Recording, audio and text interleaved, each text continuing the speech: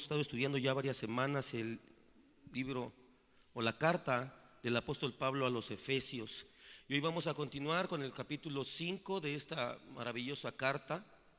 Pero antes de comenzar quisiera que tuviéramos un pequeño repaso sobre el contexto y las razones por las cuales fue escrita la carta a los Efesios, porque me parece que entender esto nos va a dejar ver un poco más claramente el mensaje que hoy con ayuda del Señor pretendemos trasladarte a tu vida. Amén. Primero, hermanos, debemos recordar, hermanos, que la iglesia en Éfeso, que es a quienes está dirigida esta carta del apóstol Pablo, fue una iglesia que en un inicio fue fundada por este matrimonio excepcional que fueron Aquila y Priscila. Es importante todo esto porque vamos a llegar a un punto, hermanos. Aquila y Priscila fueron un matrimonio que eran muy doctos, eran muy conocedores de la palabra, a tal punto que fueron los que le enseñaron incluso a Apolos, que la Biblia lo define como un hombre poderoso en las Escrituras. Este matrimonio le explicaron cómo eran las verdades del Evangelio. Después de un tiempo, el apóstol Pablo, en su tercer viaje misionero, va a la ciudad de Éfeso y se instala en esta iglesia por un periodo de 3 años, en la cual él la está pastoreando directamente. En este momento ya la iglesia se afirma mediante la autoridad apostólica y comienza a crecer, a desarrollarse más fuertemente. Después vemos que fue enviado a pastorear esta congregación Timoteo, el discípulo del apóstol Pablo, y estuvo allí aproximadamente por 1 año y medio, según las Escrituras lo dejan ver. Ya después vemos más adelante en la historia bíblica que como 30 años después, el apóstol Juan le manda una carta, la carta de Apocalipsis. ¿Se acuerda que escribe a las 7 iglesias que están en Asia? Una de estas es la iglesia de Éfeso.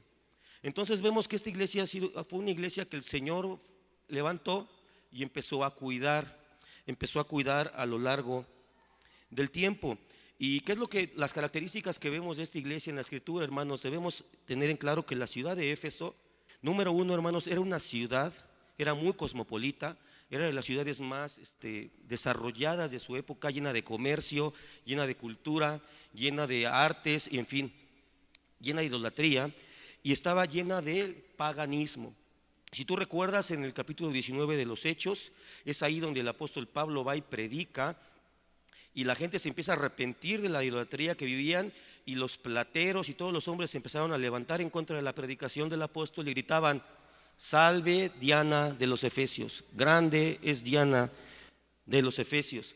Esta ciudad estaba impregnada por el culto pagano. Por otro lado, también vemos en las Escrituras que estaba llena no solamente de doctrinas de demonios, como es el paganismo, sino doctrinas equivocadas, doctrinas de error, falsas doctrinas.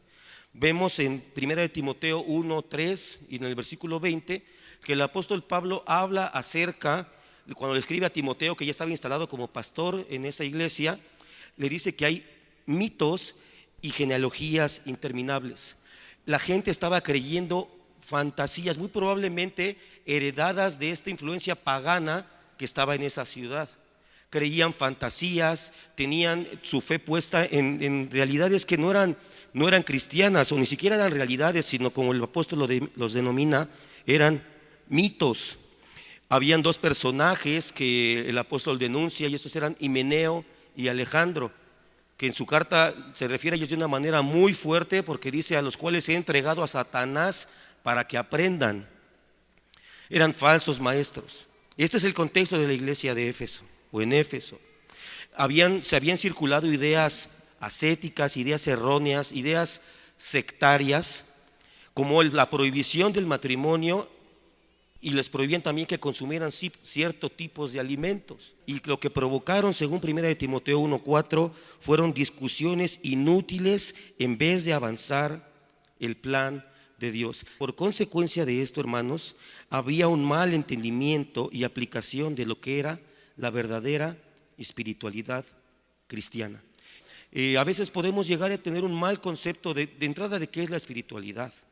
Podemos nosotros tener un entendimiento muy laxo o muy materialista sobre la espiritualidad. A veces pensamos que la espiritualidad puede ser donde en un momento de emoción, en un momento de comunión, podemos llegar a sentir algo en nuestro cuerpo, sensaciones, vibraciones, energía, un calor en el estómago, ganas de llorar. y pensamos que eso es Dios, y entonces por consecuencia llegamos a decir estoy bien con Dios. El día de ayer veía un video acerca de un muchacho que daba su testimonio, que él tuvo una confrontación en su vida porque él creció en la iglesia y él veía cómo los hermanos se expresaban en el tiempo de adoración al Señor, levantando sus manos, cantando, llorando, y decía él que él empezó a hacer en su mente una como escala de espiritualidad y decía, bueno, el que está postrado es más espiritual que el que solo está llorando, pero el que está llorando es más espiritual que el que solo está levantando sus manos, y el que está levantando sus manos es más espiritual que el que solo está cantando, y el que solo está cantando es más espiritual que el que no está cantando, pero el que no está cantando es más espiritual que el que está sentado. Entonces empezamos a hacer un concepto de la espiritualidad en nuestra mente. Este joven platica que él llegó a una situación donde fue confrontado cuando asistió a un partido de Boca contra River. Él es argentino. Dice que llegó al partido y empezaron los cánticos, las porras, los loores al equipo, los goles, y él empezó a gritar, a cantar, y empezó a sentir exactamente lo mismo que sentía en la iglesia los días domingo. Empezó a sentir ganas de llorar, sintió una emoción muy grande, le dieron ganas de saltar, de gritar, de cantar. Tenía una razón, tenía victoria en su equipo. Y eso lo confrontó a él porque le llevó a darse cuenta que lo que él estaba pensando que era Dios, lo podía sentir en un partido de fútbol. Entonces, la iglesia en Éfeso, por todas estas influencias que ya te cité, y a la luz del libro completo, vemos que la iglesia en Éfeso tenía un mal entendimiento de la espiritualidad cristiana. Y esto es lo que el apóstol Pablo trata de explicar en esta carta. Esta carta tiene 6 versículos, tiene 6 capítulos, de los cuales los 3 primeros, hermanos, podemos ver que son capítulos doctrinales. En estos 3 primeros capítulos el apóstol, además de dar la salutación, como en toda carta saluda, después da bendiciones a los hermanos, va al cuerpo de la carta y empieza a hablar, explicar el evangelio. Empieza a explicarles el evangelio, la correcta doctrina del Nuevo Testamento. Explica acerca de su ministerio a los gentiles. Habla de la unidad del Espíritu. Habla de una nueva vida en Cristo. Y estos puntos doctrinales el apóstol comienza a desarrollar en los primeros 3 capítulos. Ya para el 4.º capítulo, el apóstol comienza a cambiar un poco su discurso y empieza a hablar acerca de una aplicación de la doctrina en la vida. Empieza a hablar de conducta cristiana. En el capítulo 4 nos habla acerca empieza a hacer una exhortación.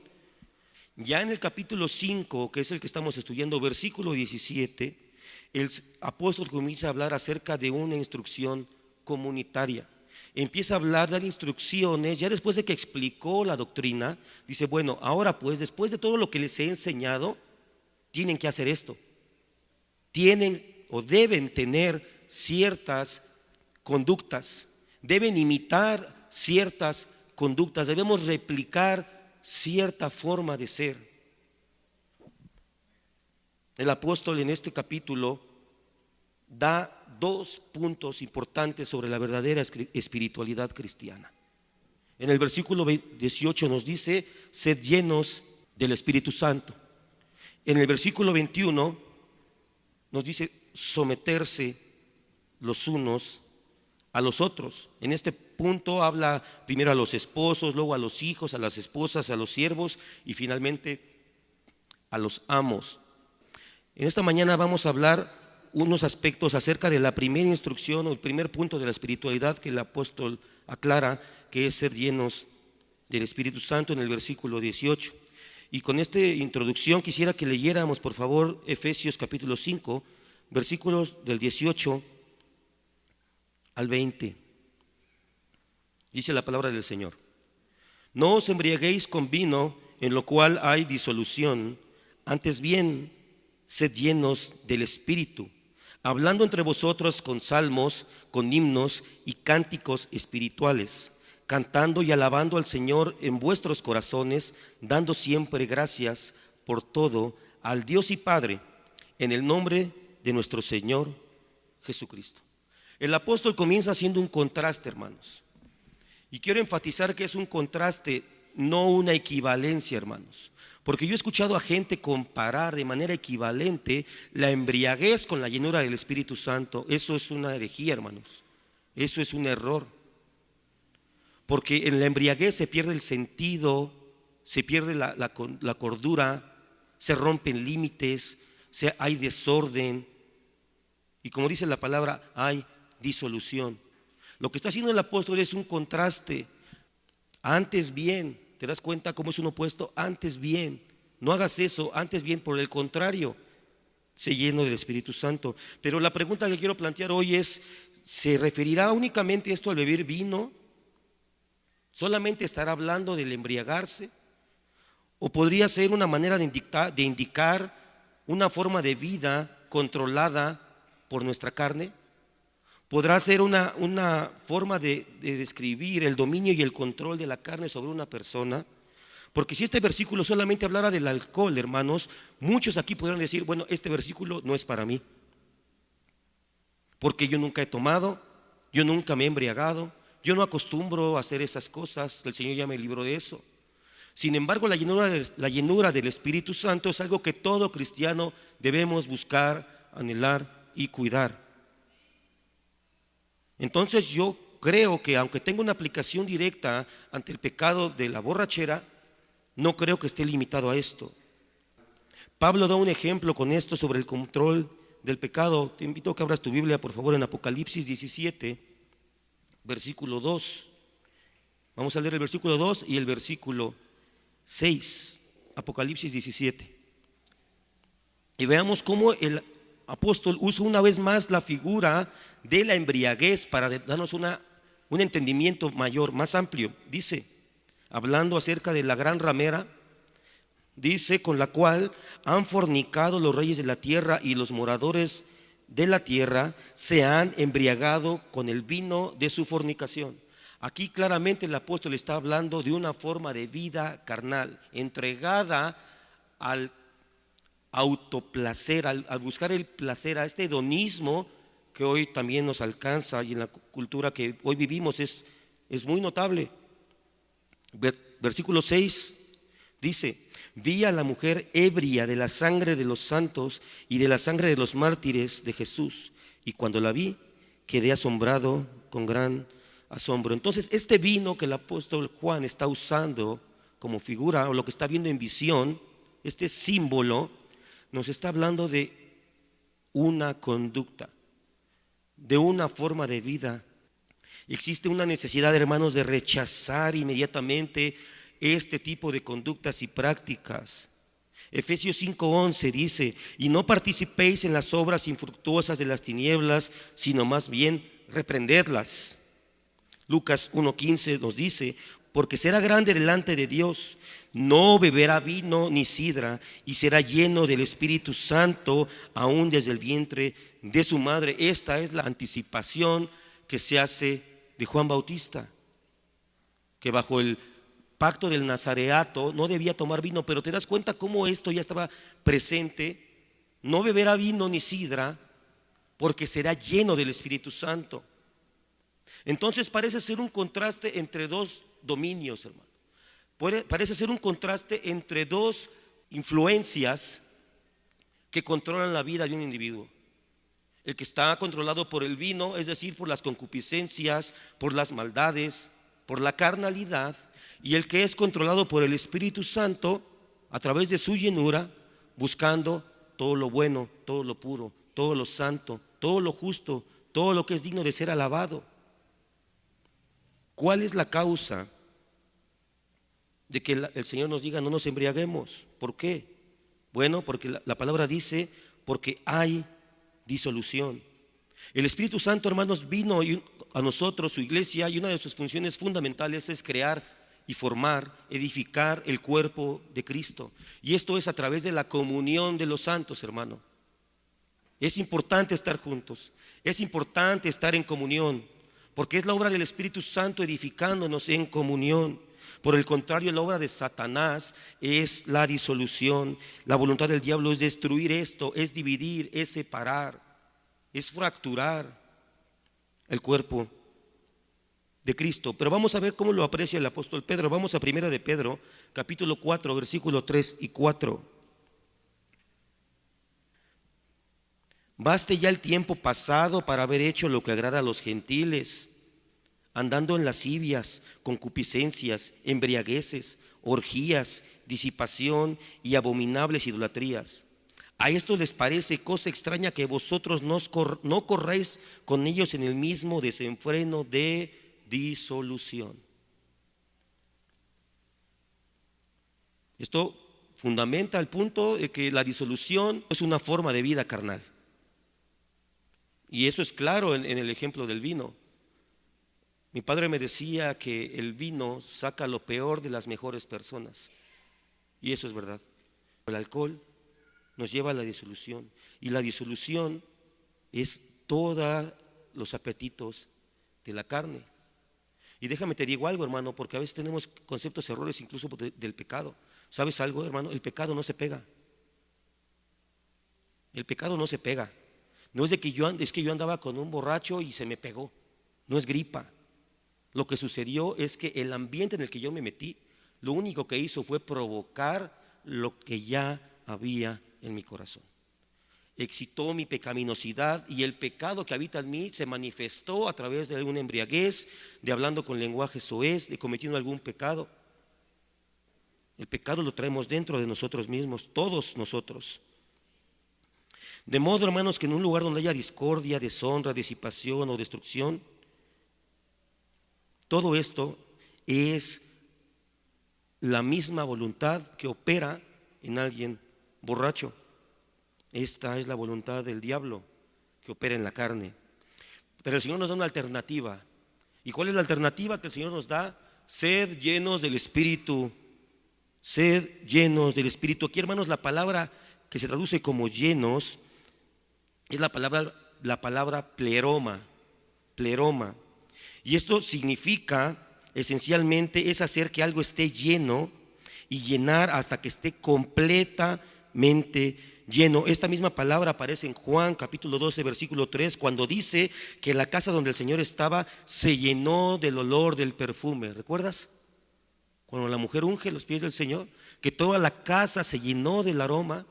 Es la misma palabra, pleroma. Entonces, esta llenura, hermanos, no es algo temporal, no es algo pasajero, es algo pleno, absoluto. Y si estamos hablando de que es llenura del Espíritu, que es Dios, y uno de los atributos de la esencia divina es que Él es inmutable, Él es inagotable. Una vez que hemos sido llenos del Espíritu Santo, Él habitará en nosotros de manera constante. El Espíritu Santo llena a los creyentes, por ejemplo, con el gozo y el poder de su presencia, Hechos 13:52. Nos llena con su paz, Romanos 15:13. Nos llena con frutos de justicia, Filipenses 1:11. Estas son, hermanos, por excelencia, las obras y las experiencias de una vida espiritual. No es tener éxtasis, es vivir con gozo, disfrutando su presencia, vivir con paz, con los frutos del Espíritu Santo en nuestra vida. Entonces, el estar llenos del Espíritu Santo es estar llenos de Dios. Más adelante en esta serie de Efesios se va a hablar específicamente sobre la llenura, y no más quise tocarla porque está en el texto que tengo el privilegio de compartirte y no quería saltarlo porque hay que compartirlo completo. Pero nos vamos a enfocar en 7 puntos que el pasaje nos habla de la manifestación cristiana de la llenura del Espíritu Santo. ¿Cómo podemos saber si alguien está lleno del Espíritu Santo? Es decir, está siendo controlado, dirigido, conducido por el Espíritu Santo. ¿Será que podemos saber esto, hermanos? ¿Será que podemos darnos cuenta cuando nosotros, creo que la aplicación inicial y primaria es si nosotros, más que andar viendo si alguien está lleno o no, es para hacer una autoevaluación? Punto número 1, dice el versículo 19, hablando entre vosotros con salmos, con himnos y con cánticos espirituales. Entonces dice, sean llenos del Espíritu Santo, y pareciera como que responde a la pregunta ¿cómo? Hablando entre vosotros con salmos, himnos y cánticos espirituales. La palabra hablando también se puede traducir, o la palabra que se traduce aquí como hablando, también se podría traducir como contar, dar a conocer, emitir, expresar, hablar, juzgar o predicar. No solamente es un hablar sin sentido, sino lleva un propósito de la transmisión de un mensaje claro, puntual y específico. Dice que con salmos, hermano. La palabra salmos deriva del griego psalo, que significa que es una canción acompañada por cuerdas. De aquí viene la palabra salmos, psalo, y de aquí también deriva la palabra salterio, que es un instrumento de cuerdas. Los salmos, hermano, eran en su mayoría poemas para ser cantados, acompañados por instrumentos de cuerdas, la mayoría escritos por el rey David, y fueron una constante fuente de inspiración para la adoración en toda la historia de la Biblia, toda la historia de la redención bíblica. Y después de esta, en Hechos 4:26, el hermano Lucas, el doctor Lucas, cita el Salmo 22 cuando dice: ¿por qué se amotinan las gentes y los pueblos que piensan cosas vanas?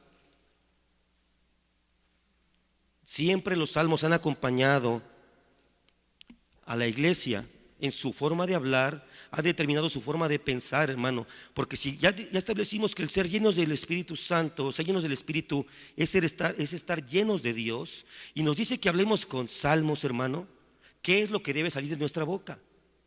La palabra de Dios. Y no me refiero a estarla citando todo el tiempo, hermano, porque Satanás la cita mejor que nosotros. Se refiere a que nuestra opinión, nuestra forma de pensar, nuestra cosmovisión esté regida por el conocimiento de Dios. Es muy interesante, hermanos, que en el estudio de los atributos de Dios, la mayor cantidad de referencias bíblicas que aluden al carácter del Dios eterno están en el libro de Salmos, el libro de las canciones de la Biblia. Martín Lutero, quien fue doctor y era catedrático de los Salmos, él era experto en los Salmos. Él decía que los salmos era la Biblia pequeña, que en ellos podías encontrar todo lo que quieras saber acerca de Dios. No agota todo, porque la Biblia en los salmos no nos dice cómo va a ser la eternidad, cómo va a ser la resurrección, aunque así la esboza la resurrección de los muertos. Pero qué interesante, hermanos, que en los salmos encontramos la mayor cantidad de referencias al carácter de nuestro Señor. La mayor cantidad de citas sobre los atributos de Dios se encuentran en los 5 libros del libro de los Salmos. También nos habla, hermanos, que hablemos entre nosotros con himnos. ¿Pero a qué se refiere con himnos, hermano? Yo he escuchado este texto que lo han argumentado para decir que la iglesia solamente debe cantar himnos. Pero la pregunta aquí es: ¿a qué himno se refiere el pasaje? Porque evidentemente no había nacido Juan Wesley, no había nacido Martín Lutero para que fueran los himnos de esa época. Entonces los himnos es otra cosa. No se refiere a un catálogo o a un himnario definido. Se refiere a otra cosa. ¿Qué es un himno, hermano? Un himno es una alabanza directa a Dios. Una alabanza directa a Dios. Hechos 16 nos dice que Pablo y Silas estaban encarcelados y comenzaron a cantar himnos, ¿recuerdas? Y los presos les oían. Después en 1 Corintios 14:26 el apóstol Pablo les pregunta acerca de sus reuniones, como queriendo saber qué hay en sus cultos, qué es lo que hay en sus cultos, cómo se mueven sus cultos. Que si el apóstol Pablo llegara a nuestra iglesia, ¿qué pensaría sobre qué hay en nuestros cultos? No me refiero solamente en la plataforma, sino entre nosotros. Porque hace esta pregunta: ¿qué hay pues, hermanos, cuando os reunís cada uno de vosotros? No es la responsabilidad exclusiva del pastor, no es la responsabilidad exclusiva de los ministros de la música ni de los maestros de niños. Dice: cada uno de vosotros tiene salmo, tiene doctrina, tiene revelación, tiene interpretación. Hágase todo para edificación. Nosotros debemos estar llenos de la palabra de Dios, y si alguien en una situación de sobremesa incluso tiene una situación en su vida, que nuestra opinión esté fundamentada en quién es Dios, con los salmos, y en alabar al Señor con los himnos. El tercer punto que habla son los cánticos espirituales. De entrar al término canción, se refiere o es usado para definir piezas musicales con letra. Si tú escuchas una canción instrumental, no es una canción, es una pieza instrumental. Una canción necesariamente debe tener letra. ¿Ok? Ese es el punto número 1. El punto número 2 dice que son espirituales. Esto quiere decir que estas canciones están limitadas y dirigidas a temas sagrados. Aunque no sean meramente alabanzas directas a Dios, también pueden contener exhortaciones horizontales. ¿A qué me refiero con esto? En la adoración a Dios hay dos sentidos o dos direcciones de nuestra canción. En nuestras adoraciones corporativas hay dos sentidos o direcciones de nuestra adoración. La primera y la más importante es el sentido vertical. Toda la gloria, todo el loor, toda la latría sea dada al que vive por los siglos. Amén. Al Señor, al sea toda la gloria. Sin embargo, también hay otro tipo de canciones, hermanos, que son en sentido horizontal, que creo que es lo que hace referencia entre vosotros. Hablemos entre vosotros. Hay canciones que nos exhortan, que nos motivan, que nos llenan de gozo, que nos confrontan, que nos levantan. ¿Cuántos no tienen testimonios de esto? De canciones que les han, aunque es para Dios, pero el mensaje ha venido a nosotros y nos ha fortalecido, porque tiene esas dos direcciones la adoración al Señor. El canto, hermano, el canto es algo que debemos apreciar y valorar. Es algo que debemos atesorar, valorar y amar. El cántico siempre ha acompañado a la iglesia.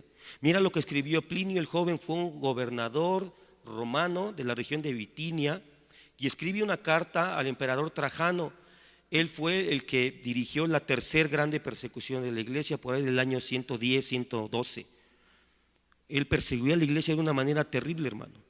Y Plinio, dando un reporte de lo que había en su comunidad, escribe lo siguiente, refiriéndose a los cristianos: ellos suelen en un día fijo reunirse antes del alba para evitar la persecución y recitar un himno entre sí por turnos a Cristo, como si fuera Dios, porque Él es Dios.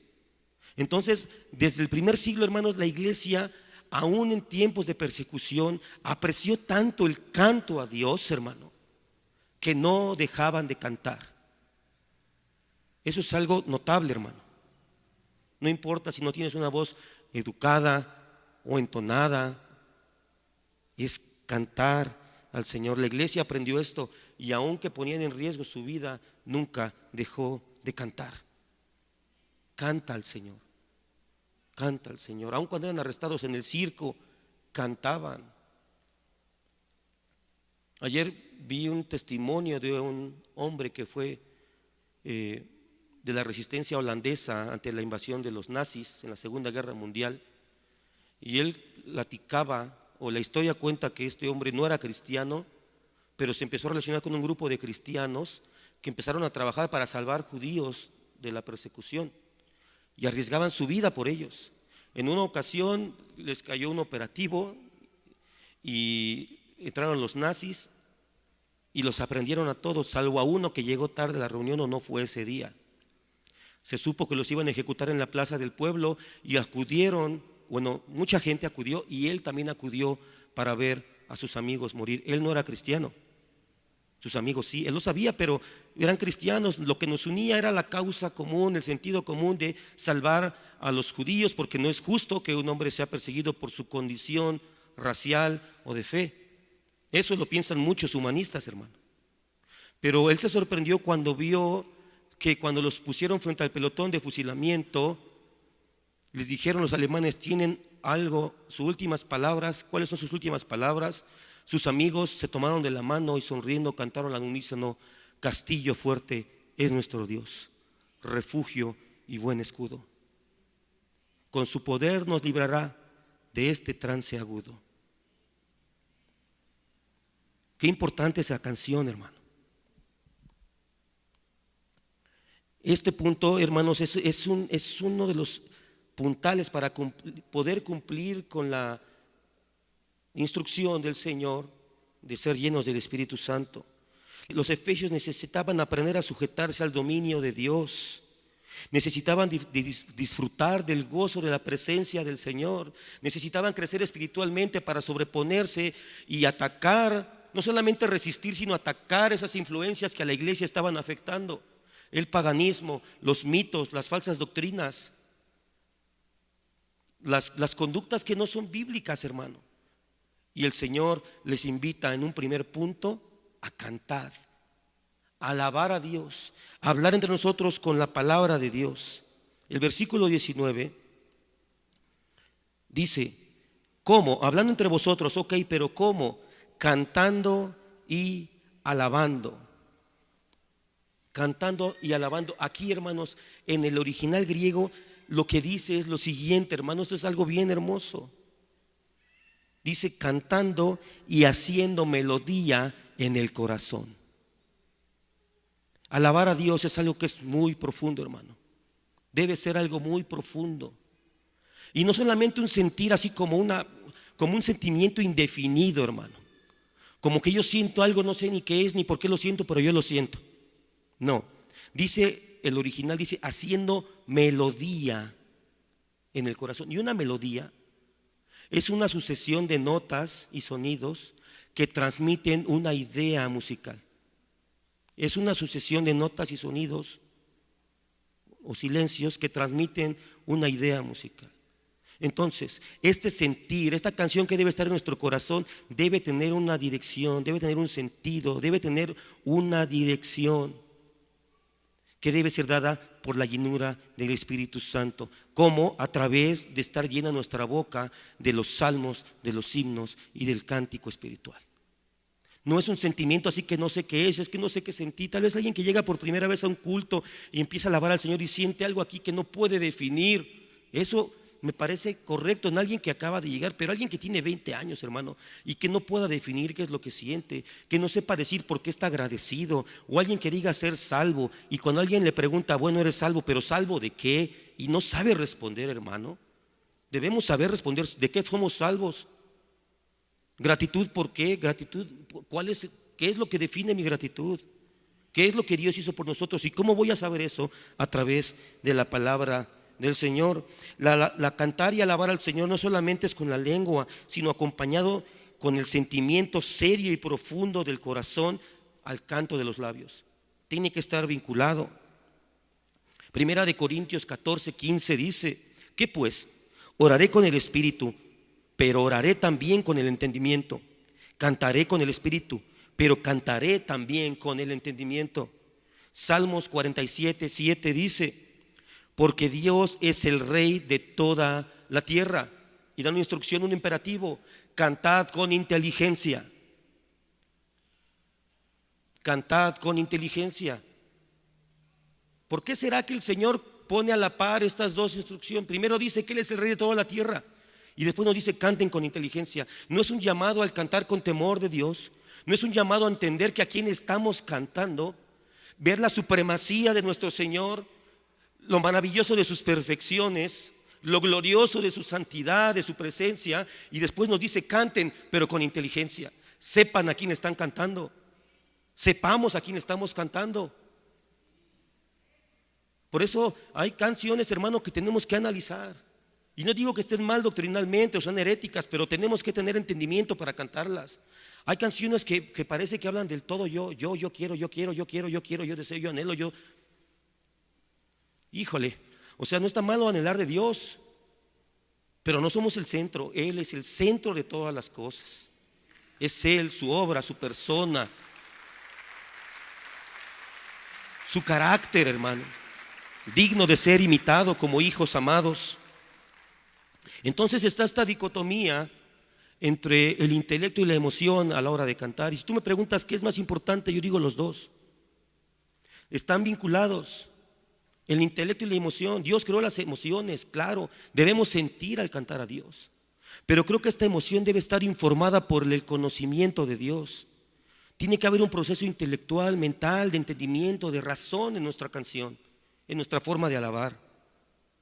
Dice Colosenses 3:16: la palabra de Cristo more en abundancia en vosotros, enseñándoos y exhortándoos unos a otros en toda sabiduría. ¿Y qué sabiduría hay fuera de Dios? Ninguna.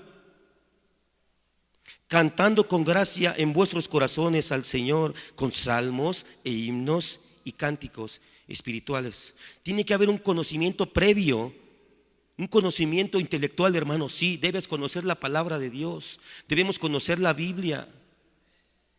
Él es el rey de toda la tierra.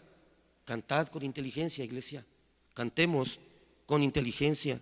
Entonces el intelecto y la emoción, hermanos, yo creo que la emoción sí debe estar en el culto, debe estar. Es necesario que esté nuestro cántico, pero siempre impulsada por el conocimiento de Dios, el conocimiento de la palabra.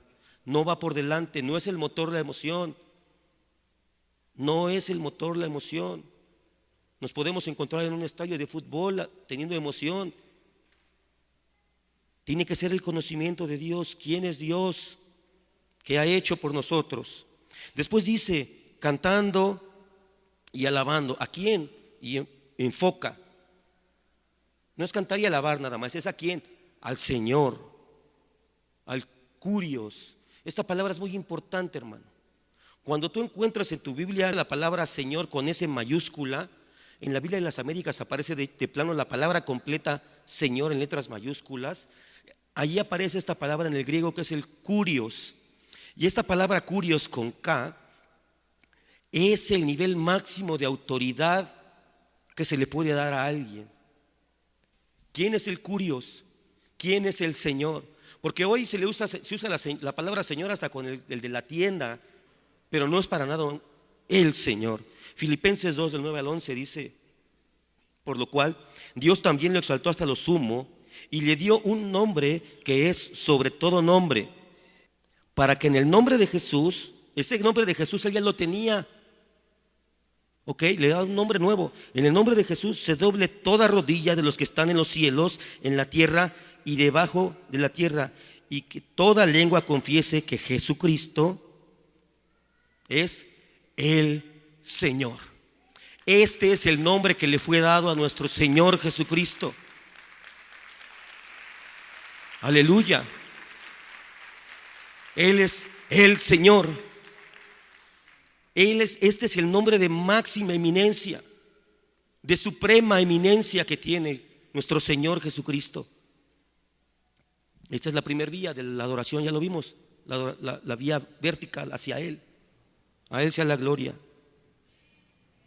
Entonces, la canción, hermanos, dirigida al Señor, produce sorprendentes cambios en nuestro estado de ánimo. Sí, el simple hecho de cantar, hermano, no escuchar la música solamente, participa, hermano, de la adoración a Dios. Canta, abre tus labios. Yo no digo que esté mal, ya dijimos que el intelecto es necesario, pero ¿sabes algo que les pasa luego, nos pasa a los músicos?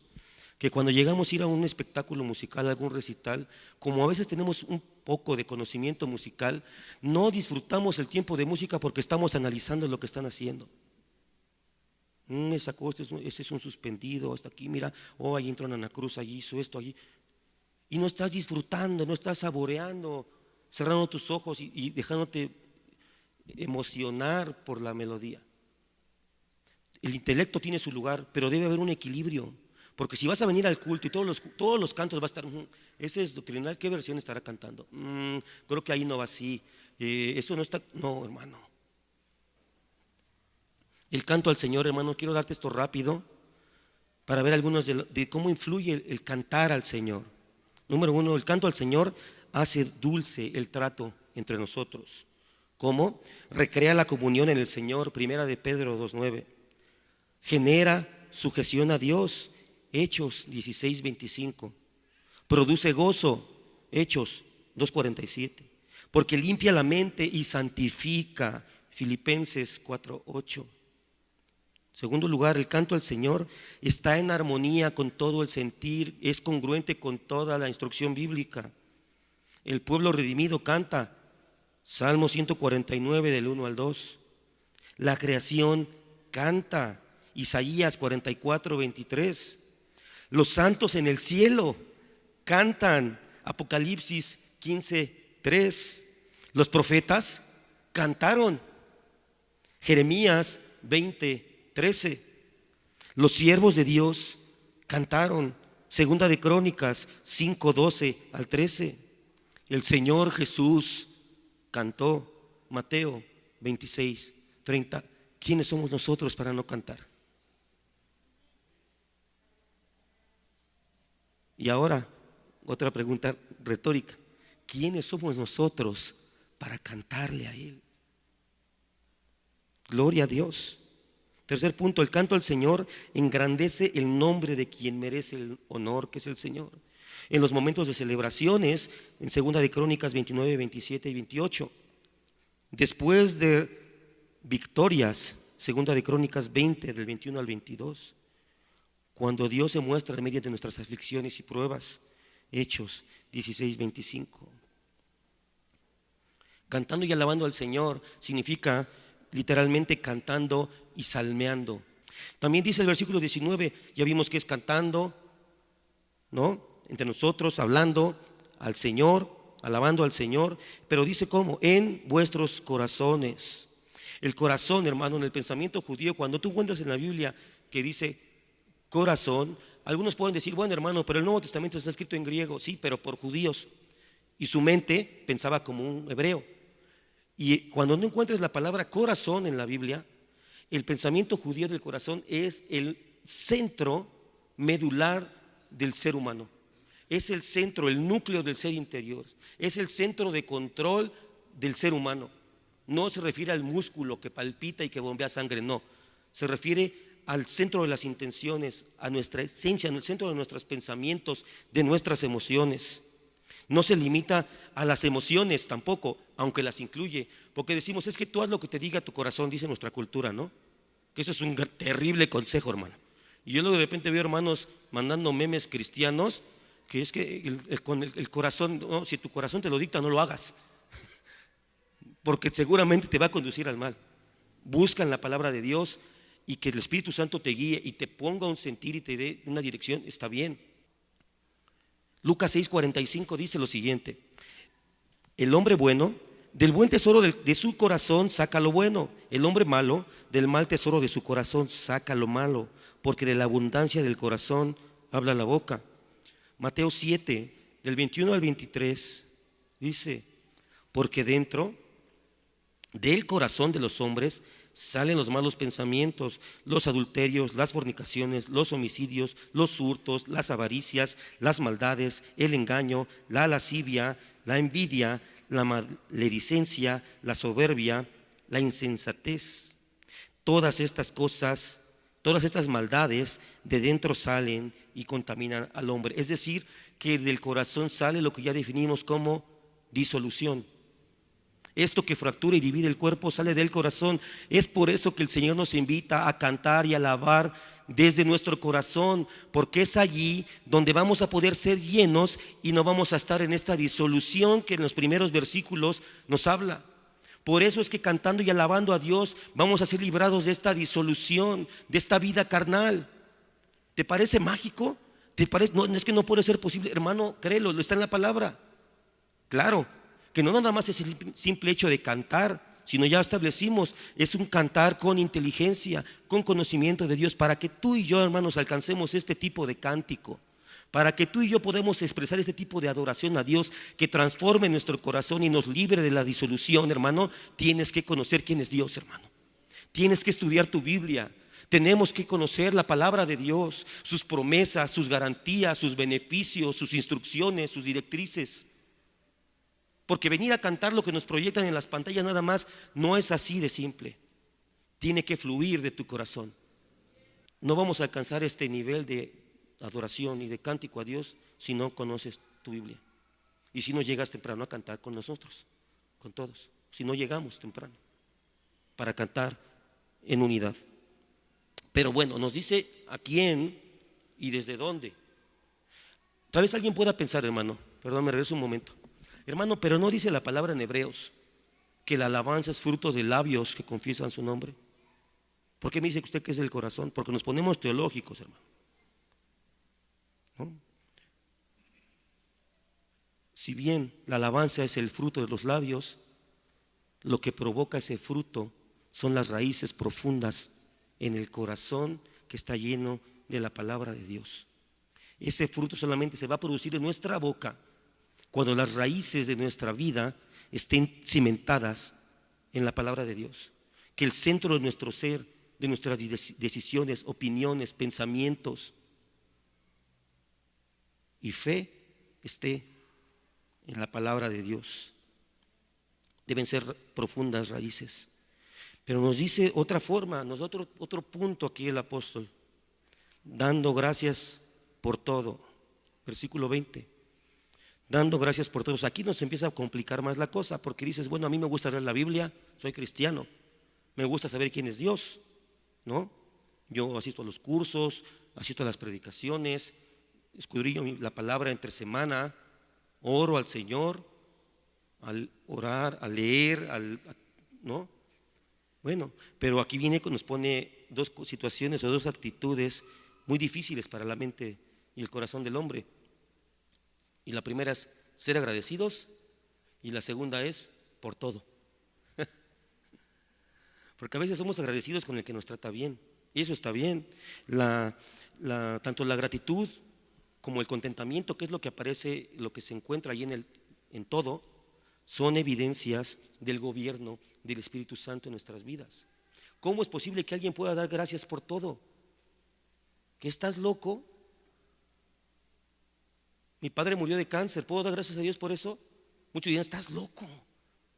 Esos cristianos están locos. Es que nuestro gobierno es distinto. El dominio que está sobre nuestras vidas es otro. Ya como decía el apóstol en el texto que leímos hace ratito, porque ya en un tiempo anduvimos complaciendo a los gentiles, ¿no? Ahora no vivimos para complacerlos, ni para que digan, están bien. No busquemos el beneplácito del mundo, no busquemos que nos aprecien. El hermano Carlos Spurgeon decía, servimos a un Señor crucificado, no podemos esperar un mejor trato. No es así, debe ser con gratitud.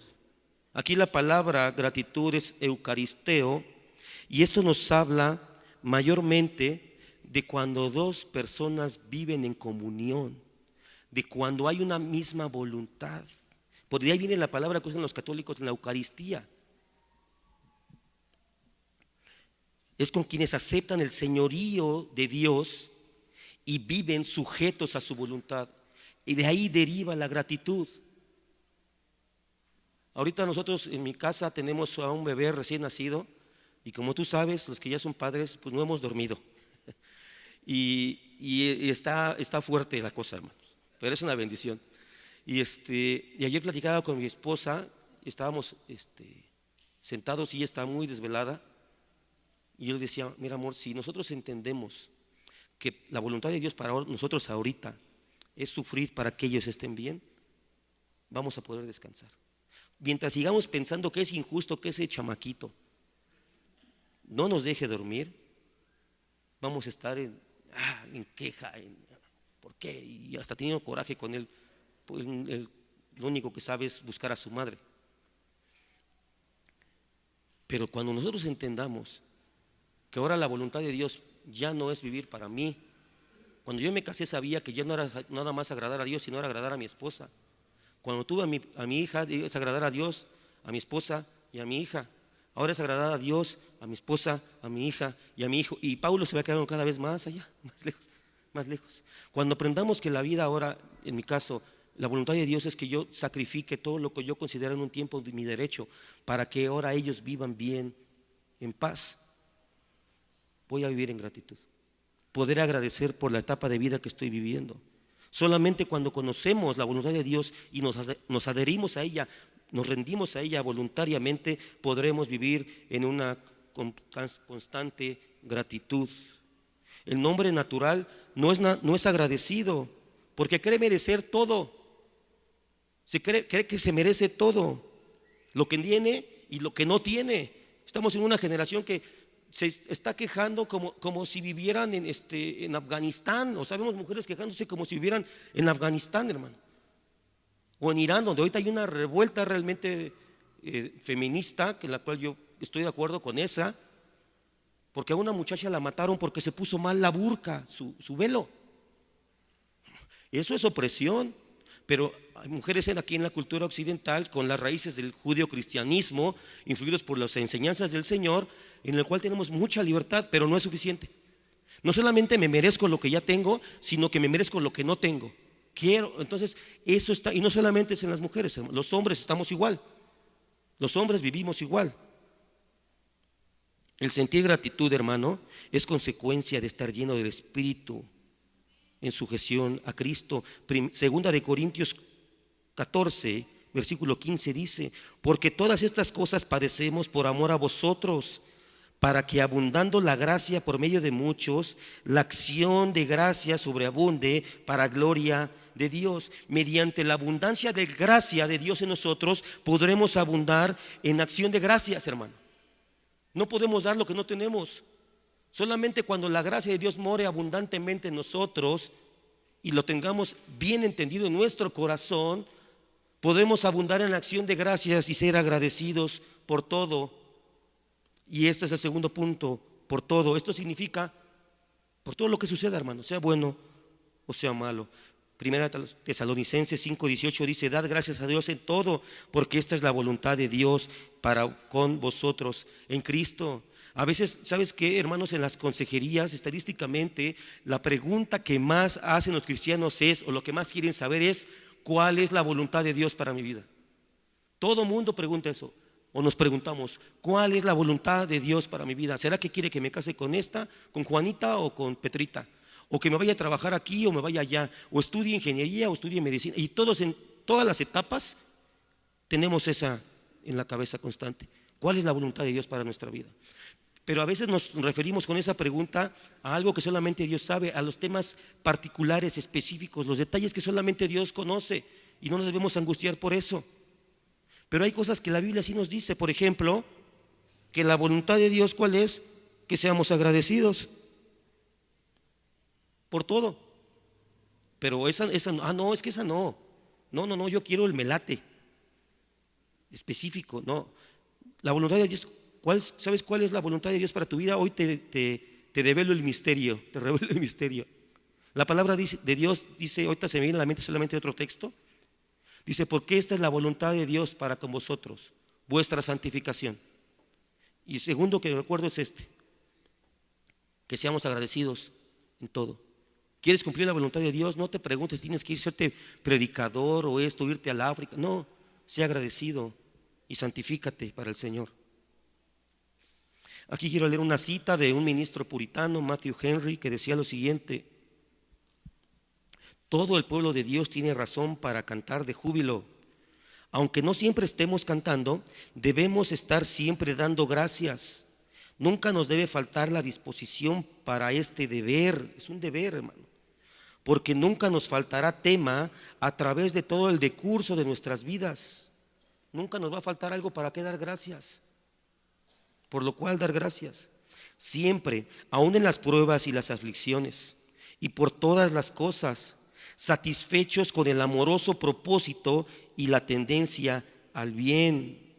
Hermanos, esto es algo maravilloso.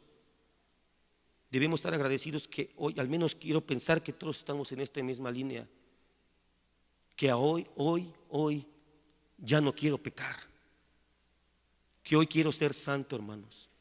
Que el Dios haya puesto esa tendencia de santidad en nuestro corazón es algo por lo que debemos estar agradecidos. Que tú quieras venir a la iglesia, debes estar agradecido. Dios resguarda a los creyentes de pecar contra Él y los hace someterse unos a otros en todo lo que Él manda para promover su gloria y cumplir sus deberes mutuos. Amén. Siempre debemos dar gracias a Dios. No falta momento, no falta razón. Aún el más miserable de los hombres, aún el más enfermo de los mortales, hermano, encontrará en su corazón por qué da gracias al Dios de toda misericordia. Aún en las situaciones más difíciles de nuestra vida, Dios es bueno. Dios es bueno y Él es inmutable, nunca cambia. Los que cambiamos somos nosotros. Nuestras circunstancias cambian, Nuestra salud mengua. Nuestra paz a veces parece que se nos va. Nuestra fe se diluye. Pero eso no cambia a Dios. Él es bueno e inmutable. Debemos dar gracias a Dios por lo bueno, por lo malo. No solamente como que Dios, pues mira cómo me tocó, pero yo te doy gracias porque tú eres bueno. No, porque Dios es el que enferma, el que sana, es el que aflige, es el que levanta, es el que da vida, es el que da muerte. Él es el que orquesta todo. No hay nada fuera del control del Señor. Si Él ha de escoger la enfermedad para llevarnos a su gloria, hermanos, que nos lleve como Él quiera, pero que nos lleve. Que nos lleve. Eso es lo importante. Él nos fortalecerá en medio de la aflicción, porque también es su promesa, porque Él es misericordioso. Y aún en medio de circunstancias, Él nos dará el sustento a nuestras almas y a nuestros cuerpos. Entonces es dar gracias a Dios, al Dios y Padre. Él es la fuente de toda bendición en la creación. Él es el que en su providencia orquesta todos los acontecimientos del porvenir y del pasado. Él es la fuente de nuestra elección y de nuestra redención. Juan 17, del 7 al 8. Ahora han conocido que todo lo que me has dado viene de ti, porque yo les he dado las palabras que me diste, y las recibieron y entendieron que en verdad salí de ti, y creyeron que tú me enviaste. Hermanos, nosotros somos cristianos, y nosotros seguimos a este hombre excepcional que es todo hombre y todo Dios, Jesucristo, el Hijo de Dios. Y nosotros tomamos y aprendimos lo que Él nos enseñó y todo lo que Él hizo, y nos aferramos a su cruz en su obra de redención, y nos aferramos a sus promesas, y creemos en todo lo que Él dijo que Él es el Hijo de Dios. Pero ¿sabes algo? Todo esto vino del Padre, del Dios y Padre. Esto es una revelación doble, hermano, es una iluminación doble como Dios. Mucha gente cree que hay un Dios, mucha gente cree que hay quienes orquestan, que hay una mente eterna que tiene, mediante su diseño divino, estableció todas las cosas y controla todas las cosas, pero llegan hasta ahí. Jesucristo dijo: yo les he venido a mostrar al Padre. Y no solamente nos vino a mostrar al Padre, sino que en esta maravillosa oración nos dice que Él nos trajo las palabras que Él le dio, que todo lo que Él ha hablado se lo dio el Padre, y que Él mismo vino del Padre. Gloria sea al Dios y Padre nuestro por Jesucristo, por su evangelio, por su palabra, por su obra, por su muerte, por su resurrección, hermanos. Es a Dios a quien merecemos, o merece, mejor dicho, toda nuestra gratitud por todo. Él es el que nos ha dado todas las cosas. De Él proviene todo lo que somos, lo que hemos sido y lo que seremos, hermano. Todo lo que podamos alcanzar o no está bajo su designio. Debemos descansar en toda paz en esto, dando gracias a Dios, al Dios y Padre. Pero luego nos dice un último punto en el versículo 20: en el nombre de nuestro Señor Jesucristo. En Juan 14:3 el Señor Jesús dijo: y todo lo que pidieres en mi nombre lo haré, para que el Padre sea glorificado en el Hijo. Hermanos, desafortunadamente esta frase, en el nombre de Jesús, se ha vuelto como una fórmula de cierre de nuestras oraciones. Se ha vuelto solamente como una frase, como que es la clave, la contraseña para que Dios le hagamos manita de puerco y haga lo que estamos pidiendo. Hay gente que dice: pero ¿por qué? Si dice que Él va a hacer todo lo que yo pido en el nombre de Jesús. Yo he pedido un carro en el nombre de Jesús 1000 veces y nunca me lo ha dado. ¿Jesús es mentiroso? No, es que no significa eso. En el nombre de Jesús no es una sentencia final, no es una fórmula, no es un hechizo, hermano, no es un conjuro para Dios. Nuestro Dios no es un Dios pagano. ¿Te das cuenta cómo las influencias del paganismo están allí? Que los dioses paganos, eso sí, les daban una ofrenda para que les dieran un favor. Hacían una promesa, un voto para que sus deidades les hicieran un favor. Nuestro Dios no es ese Dios. Él es el Dios soberano y no tiene por qué hacernos ningún favor. Los hace porque Él es misericordioso y porque en Cristo Jesús tenemos un medio por el cual, por sus méritos, tenemos acceso a sus bondades. Decir en el nombre de Jesús es como si Cristo mismo lo estuviera pidiendo. Una oración que está llena de un corazón que está lleno del Espíritu Santo, que es gobernado por el Espíritu Santo, dirigido, dominado, aunque nos cueste trabajo esa palabra, nuestro orgullo humanista, dominados por el Espíritu Santo. es aquella, esa oración es la que el Padre escuchará y será como si Cristo mismo estuviera pidiendo. ¿Y acaso el Señor le va a legar algo a su Hijo amado? Al que le dio el nombre que es sobre todo nombre, el que gobierna sobre todas las creaciones y sobre todas las criaturas. No hay galaxia, no hay constelación, no hay supernova, no hay gloria en el universo que se compare a un solo reflejo de la gloria de nuestro Señor Jesucristo. No hay nada. Él es supremo sobre todas las cosas. Si pusiéramos en una balanza, hermanos, todo lo más hermoso del universo, los soles, las galaxias, las estrellas, tus hijos, mi esposa, todo lo que tenemos, lo más hermoso del universo, y ponemos a un hombre Galileo llamado Jesús de Nazaret, Jesús pesaría más que todo el universo junto.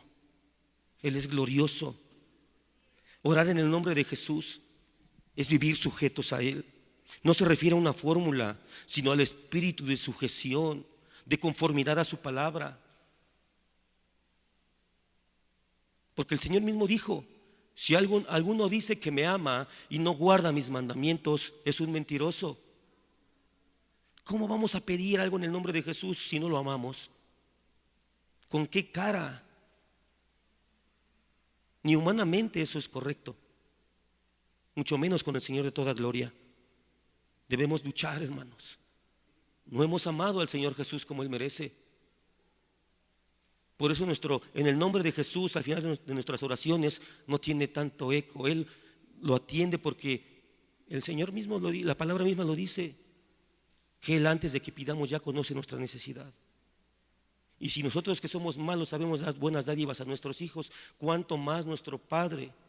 Es por eso que respiramos, es por eso que comemos, es por eso que tenemos que vestir, es por eso que estamos aquí, y que Dios ha puesto en ti el corazón regenerado de querer venir a la iglesia, aunque no te toque servir, aunque no te toque un privilegio, aunque pudieras estar en tu casa viéndolo sentado desde el sillón. Dios te bendiga, iglesia, por estar aquí, y dale gracias a Dios, porque no es mérito tuyo. Él ha puesto en ti el afecto, la voluntad, la intención, el ánimo de santificación, de venir a su casa y recibir su palabra en comunión con los santos, hablando entre nosotros con salmos, con himnos, con cánticos espirituales, dando gracias por todo al Dios y Padre en el nombre de nuestro Señor Jesucristo. Y nuevamente aquí se corona el Señor Jesucristo, porque en este momento de la historia bíblica el Señor Jesús ya está ascendido, ya ha sido coronado, ya ha sido nombrado como el Curios perfecto, y es el Señor Jesucristo para toda la eternidad. En un sermón titulado Cristo, la sustancia de nuestra vida espiritual, el hermano Carlos Spurgeon dijo lo siguiente, y cito: Él es en nosotros la esperanza de gloria, el móvil de nuestros actos, el pensamiento central que estimula todo pensamiento. Cristo es la sustancia de nuestra vida. ¿De qué puede alimentarse el cristiano sino de la carne y la sangre de Jesús? ¿Y dónde está eso? ¿Dónde encontramos la carne y la sangre del Señor? ¿Dónde está el cuerpo del Señor para podernos aferrar a Él? ¿Dónde está? Aquí, en la comunión, en donde no hay disolución, en los que somos gobernados por el Espíritu y venimos fielmente cada semana alegres por las calles, desfilando en todas las calles del mundo, cristianos con sus Biblias, hermano, como loquitos. Aleluya. Si hace frío, ¿qué hacen esos locos? Mira, se pararon temprano, van de traje, van arreglados, llevan a sus hijos chiquitos, que inconscientes, como locos, porque estamos siendo conducidos, dirigidos, gobernados y dominados por el bendito Espíritu Santo de Dios. Aleluya.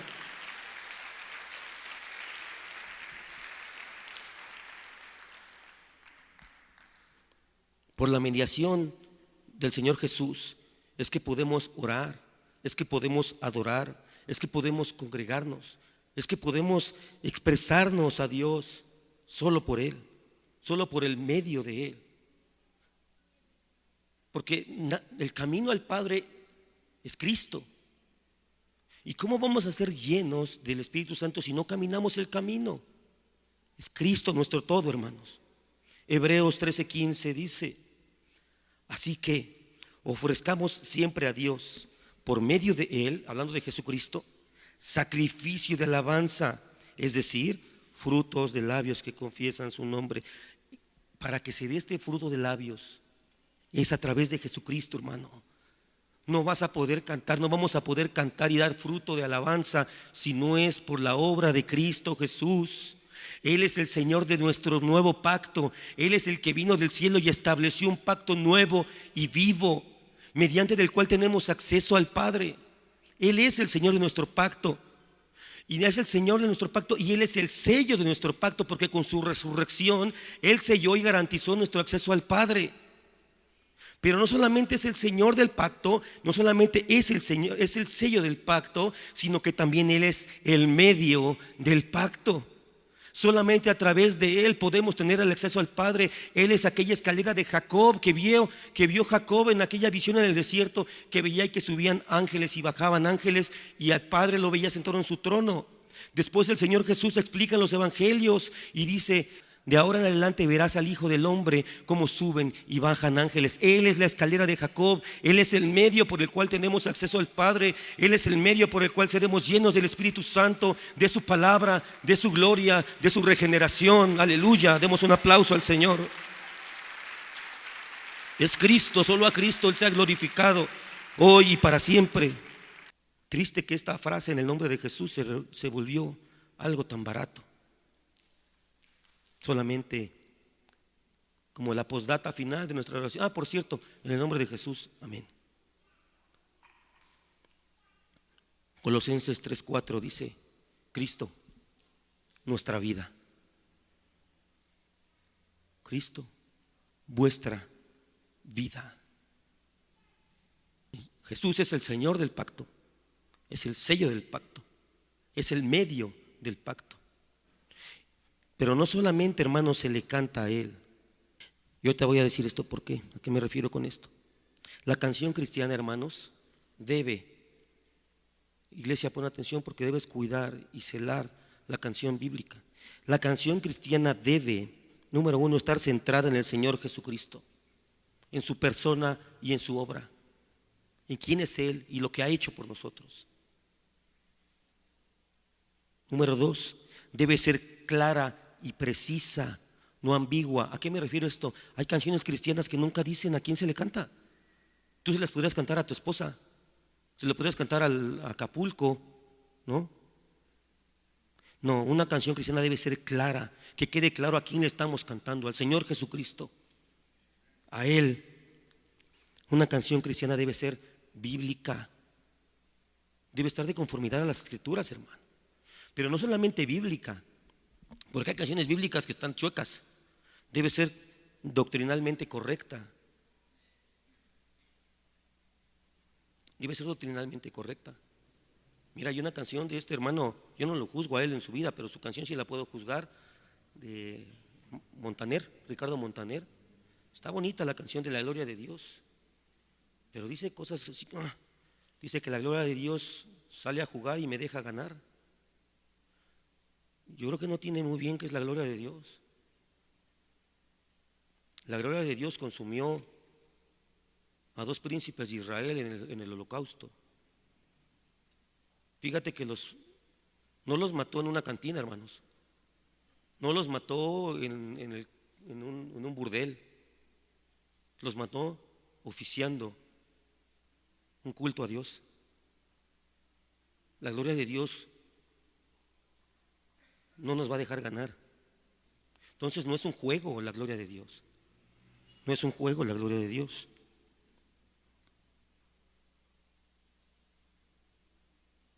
Pero hermanos, les decía, el Señor Jesús no solamente es la razón de nuestra canción, no solamente es el motivo, no solamente es el sello lo que valida nuestra capacidad de adorar a Dios.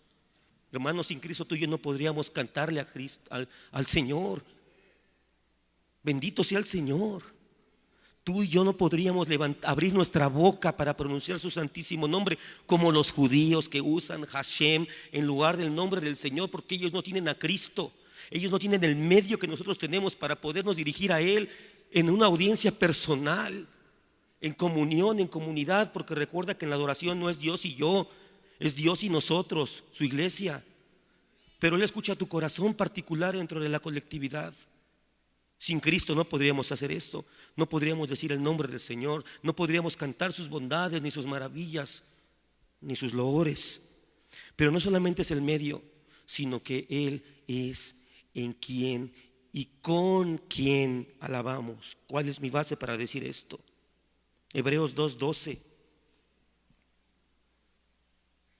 Desde el 11, Hebreos 2, versículo 11, dice: porque el que santifica y los que son santificados de uno son todos, por lo cual no se avergüenza de llamarlos hermanos, diciendo, y aquí cita el Salmo 22, el autor de Hebreos: anunciaré a mis hermanos tu nombre. Está hablando de Jesucristo. En medio de la congregación te alabaré.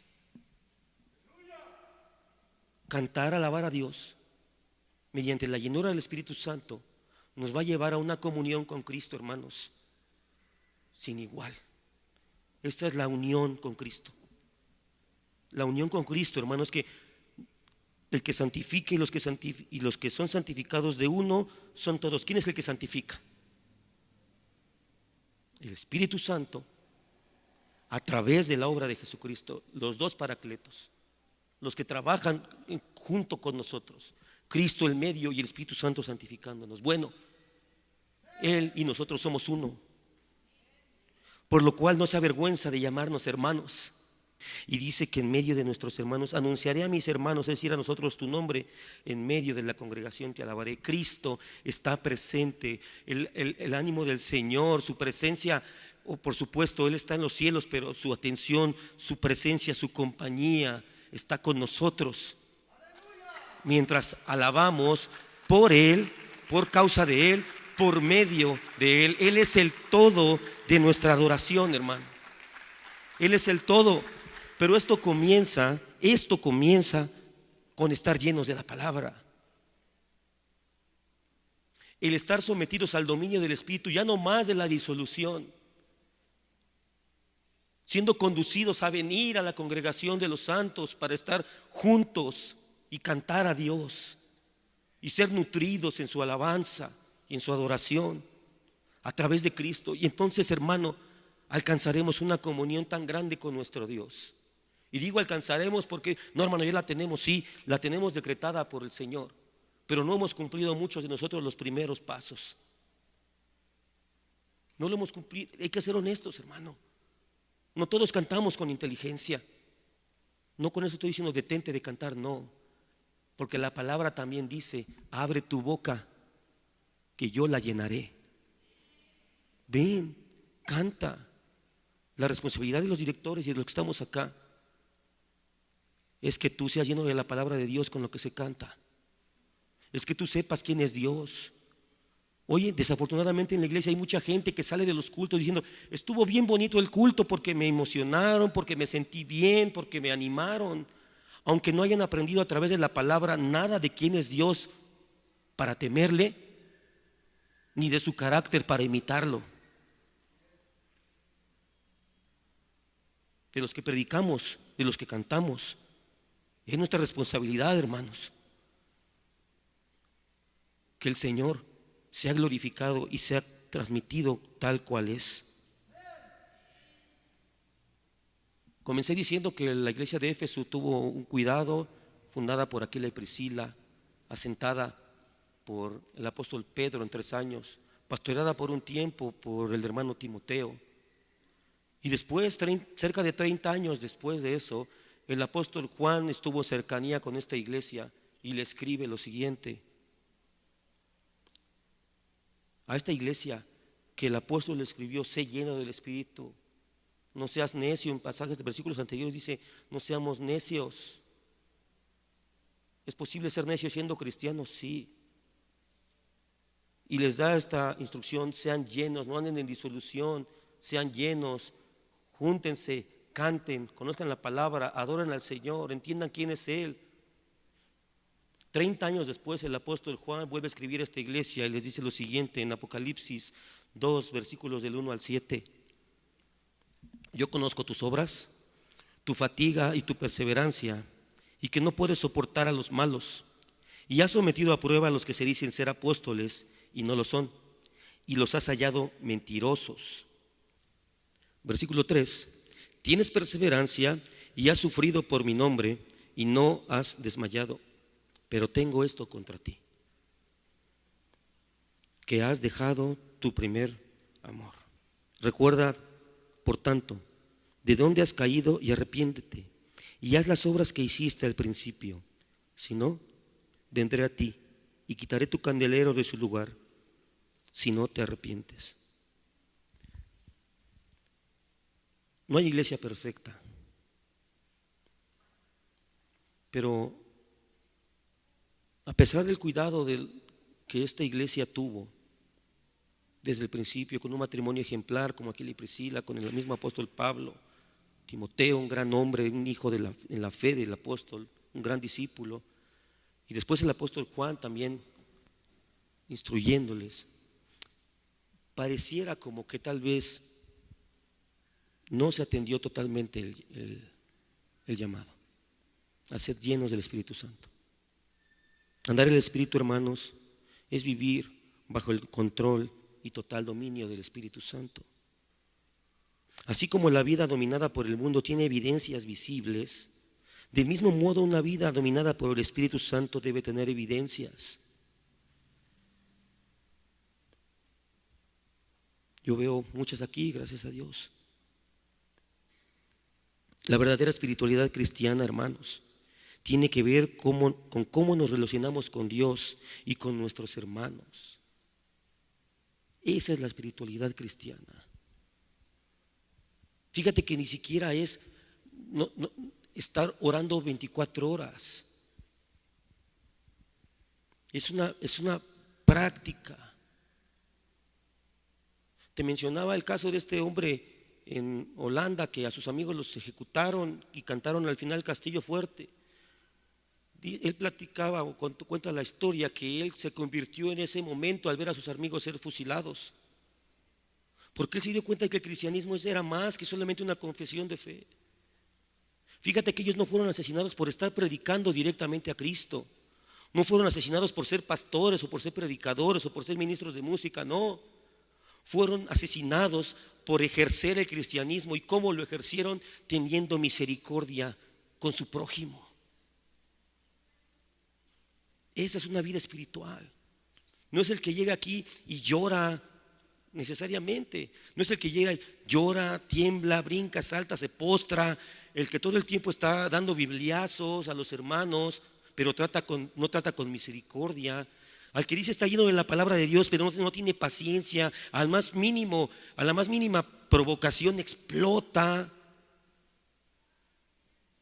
¿Dónde quedaron los salmos? ¿Dónde quedaron los himnos? ¿Dónde quedó el cántico espiritual en nuestra voz? ¿Dónde quedó la melodía de nuestro corazón alabando a Dios? ¿Dónde está ese sonido, esa sucesión de notas armoniosa, hermosa, que invite a alabar a Dios? ¿Dónde está? Debemos alabar a Dios en nuestra vida, siendo llenos del Espíritu Santo, siendo conducidos por Él para reaccionar, actuar con base en su voluntad y en su palabra. Debemos buscar su palabra, debemos conocer su palabra. La obra es de Él. Debemos sonreír y llenarnos de alegría, porque esta vida que el pasaje nos invita a vivir es posible en Cristo Jesús. Esta vida de comunión en la iglesia, de estar llenos de la palabra, de que nuestra mente esté saturada por la dirección del Espíritu, es posible en Cristo Jesús, nuestro Señor y nuestro Salvador. Amén. Entonces, cobremos ánimo, iglesia. Cobremos ánimo. Apreciemos a Cristo. Veámoslo. Por eso dice la palabra en Isaías: vedme a mí, miradme y sed salvos todos los términos de la tierra. Pongamos nuestra mirada en Jesús. Y a Jesús se le mira a través de la palabra. Aquí nos encontramos con Él y seremos llenos y podremos vivir una vida totalmente dominados. ¿Recuerdas cuando el apóstol Pablo decía: tengo ganas de ir a verlos, pero el Espíritu Santo no me lo ha permitido? Dominio. Podemos ir a nuestro hermano: tengo ganas de decirte tantas cosas, pero el Espíritu Santo no me lo ha permitido. Y no lo voy a hacer porque soy su siervo, porque soy su esclavo, porque Él me controla, porque Él me domina, porque toda nuestra vida, como leímos Colosenses 3, versículo 4 o 6, Cristo, vuestra vida.